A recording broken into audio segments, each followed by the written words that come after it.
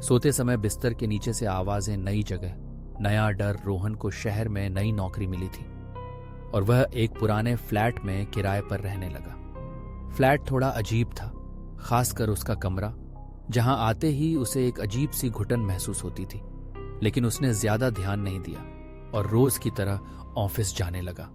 पहली रात का खौफ, पहली रात। रोहन बत्ती बुझाकर सोने ही वाला था कि खर्र खर्र खर्र बिस्तर के नीचे से किसी के सांस लेने की आवाज आ रही थी। उसका दिल तेज धड़कने लगा। उसने हिम्मत करके मोबाइल की टॉर्च जलाई और धीरे धीरे नीचे झांका, लेकिन वहां कुछ नहीं था। रोज रोज बढ़ता डर अब यह रोज होने लगा। हर रात 12 बजे उसे बिस्तर के नीचे से किसी के रेंगने और फुसफुसाने की आवाजें आने लगती। एक रात उसने मोबाइल का कैमरा चालू कर दिया और रिकॉर्डिंग चालू रखकर सोने की कोशिश की। सुबह जब उसने वीडियो देखा तो बिस्तर के नीचे से एक काला साया धीरे धीरे बाहर आ रहा था और उसकी तरफ बढ़ रहा था। पड़ोसी का रहस्य डर कर उसने अपने पड़ोसी अंकल से पूछा, बेटा, तुम जिस कमरे में हो वहां पहले एक लड़का रहता था जिसने बिस्तर के नीचे छुपकर आत्महत्या कर ली थी।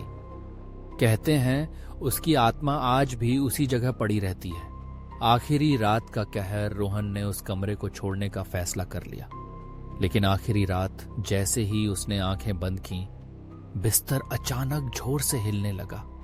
उसके कानों में एक आवाज आई, तू मुझे छोड़कर नहीं जा सकता। रोहन चीखता हुआ कमरे से बाहर भागा और फिर कभी वापस नहीं गया। क्या अब भी वहां कोई सोता है?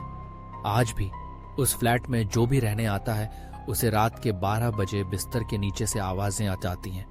क्या आप उस कमरे में सोने की हिम्मत करोगे?